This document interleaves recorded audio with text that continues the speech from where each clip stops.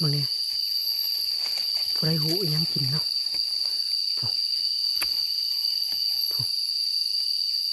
ผู้ใดในหูมองว่ายังกินนะมองว่าเหม็นหรือฮ้อนบอกว่ามองว่านูหรือว่ายังนะมันกินไล่บอลอยู่ได้มันกินทุกคนไงป๊อดนี่โอ้เนี่ยมีแต่หอยมันกัดจักมันนูจักมันเอียงนะนี่กัดหมุนเนี่ยโอ้ยโดนทางทุกคนขันในโดนทางมันจะมาพกมาแล้วเจอเส้นทางเลยทุกคนหอนเที่ยวแล้วถ่ายบนไกลๆด้วยนี่เส้นทางมันเห็ดเต่งๆนี่นะชื่อเติร์ดอยู่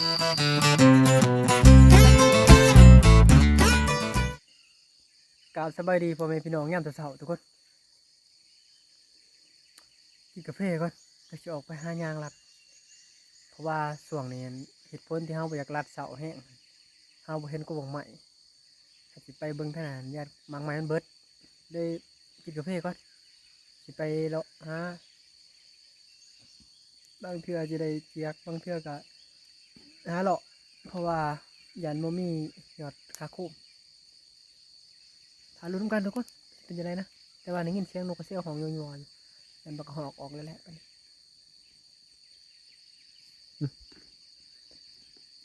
โอ้ฝนแล้วทุกคนฝนแล้วนี่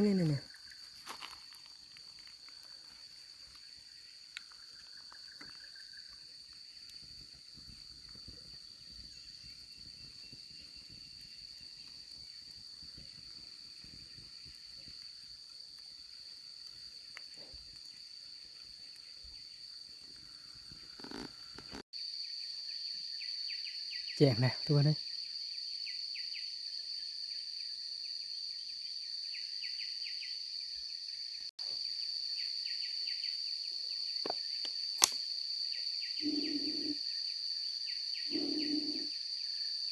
นกของห้าลายก็หอกกันตื้นเลยแหละปัน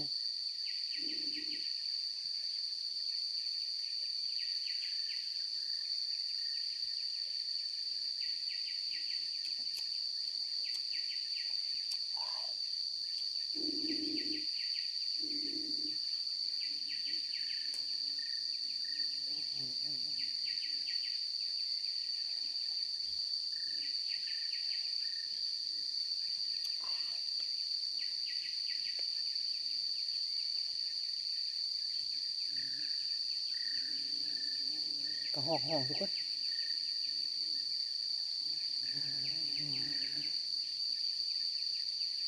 ปอดอยู่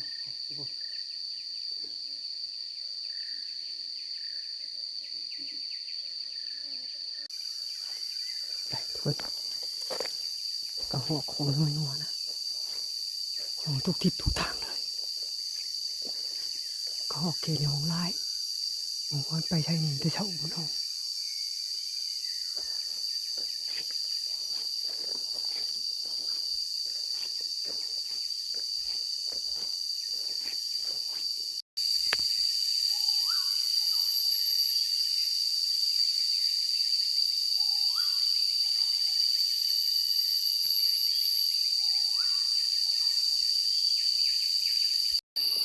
ตอนนี้มาหอด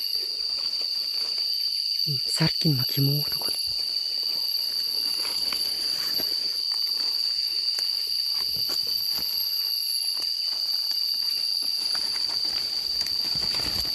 มึงเนี่ยผู้ใดหูยังกินเนาะ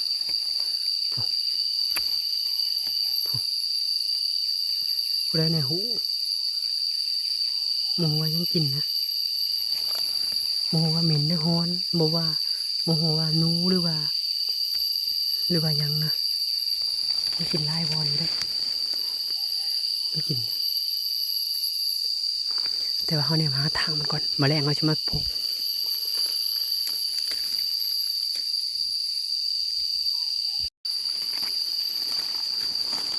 เห็ดนี่มันกินลายทุกคนเห็นไหม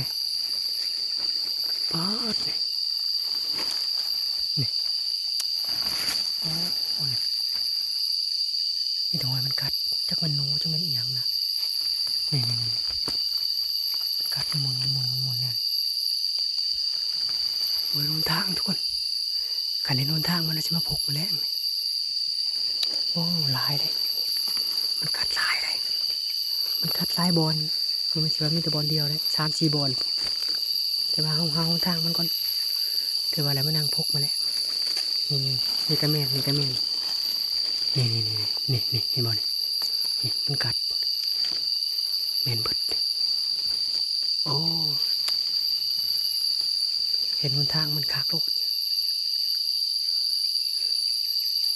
สิได้เด้บ่เห็นหาบนทางมันบ่เห็นเจอเส้นทางเลยทุกคนหอนเที่ยวเดี๋ยวถ่ายมันไกลๆนี่เส้นทางมันเห็ดเองเต็งนี่นะซื้อเจออยู่คันหอนเที่ยวมันสิซื้อเนี่ยโมมินกับหอนโอ้คักแล้วมาแล้วนี่โอ้คักเดี๋ยวจะมาแล้วนี่ทางเส้นทางมันเที่ยวคักอีนี้เส้นทางมันคือคนยางนี่เลยนี่เส้นทางมันเส้นทางหอนเที่ยวโอ้คักแล้วเห็นแล้วคักแล้วมันกินมาขี้หมูไข่กระทากทุกคนไข่มันเตือนยังวะ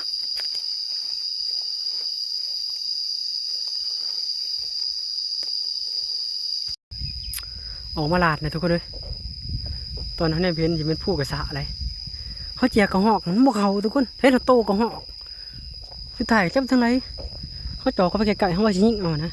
กระหอกมันมี2 โตบัดมันอยู่คนละมันอยู่ทั้งหน้ากับทั้งหลังถ่ายโอ้ย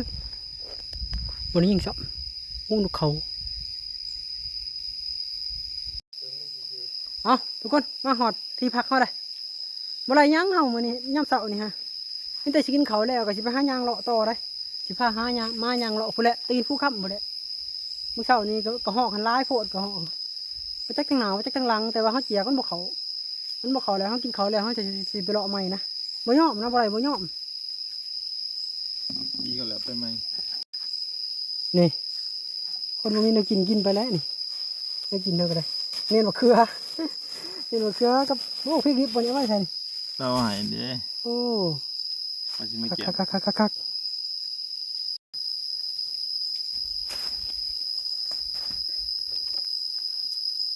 โอ้เสียใจเด้มันเลยบ่มันเรียนเลยบ่มันนี่นะปีกระดาษปีแล้วเมื่อจะเก็บเมื่อเคี้ยวนี่จะได้ไง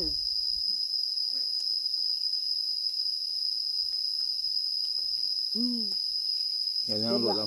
ฮะหลุดได้ยุบหลาด้วยเนาะต้องสู้ไม่ต้องนะ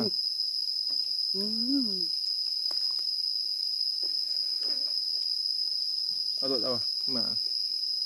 นี่เดี๋ยวจะไก่มินฮอนกินหมักขี้หมูเป็นกล่องอยู่เจ้าเห็นหรือเปล่าเห็นทางมันโอ้เขาจะพกอยู่แล้ว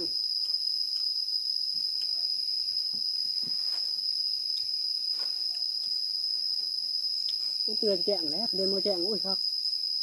เดินมือเนี่ยเขาจะเล่นแต่กระมุ่งเขา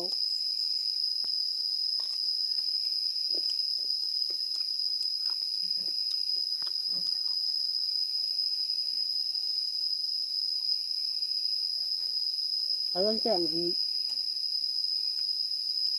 กระดังเอา2-3 หนามนะคิดดิอยู่กระเป๋าจับยังนะอยู่วะพอกระซ้ำหนามมาได้เคยรังแล้วที่แม่นะตอนเขามันเหี่ยเนาะเขามันเหี่ย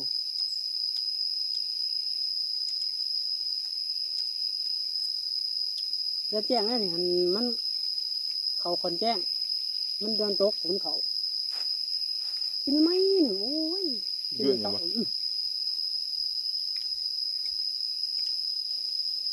เดี๋ยวก็ใช้ไปเบิ่งไปถ่ายนะโอ้มีเพิ่งก็กินกระปืนช่องกระบอกนะครับแมงน้ำกัน ยังมีอยู่เนาะ มีเพิ่งกระบอกเดียววะ